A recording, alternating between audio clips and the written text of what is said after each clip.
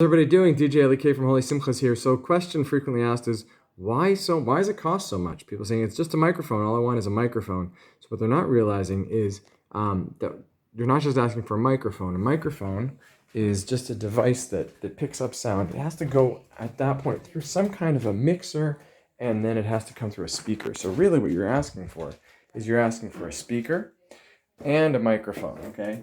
And you probably want the microphone positioned in such a way if you're miking up instruments, right? So the question is, what kind of microphone? Do you want a condenser microphone or a dynamic microphone? This is going to take some time to discuss and discover. You don't want any feedback, so you need a little bit of a lesson on a microphone. Never point a microphone at a speaker.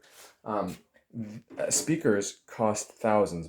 Good microphones cost a lot of money. So when you're talking about renting out some equipment, you're not just talking about these. Now, the other thing is you can't just plug a microphone into most speakers. You could, but it would sound bad. So it has to go through a device called a mixer, and somebody has to be there to operate the mixer and operate also the what's called EQing. Okay, so they're EQing and they're trying to minimize feedback, and they're there and they have to make sure that they're guarding also the equipment and operating the equipment. It's not exactly the same as DJing, of course, but it really is operating some expensive and technical equipment. So you're kind of hiring also a technician. You're also talking about the delivery, the setup, the breakdown, and bringing the equipment back to the warehouse. The maintenance of the equipment, the purchase price, the depreciation of the equipment, like I said, the expertise in operating the equipment, and that's just for a sound system. If it's going to be operated properly.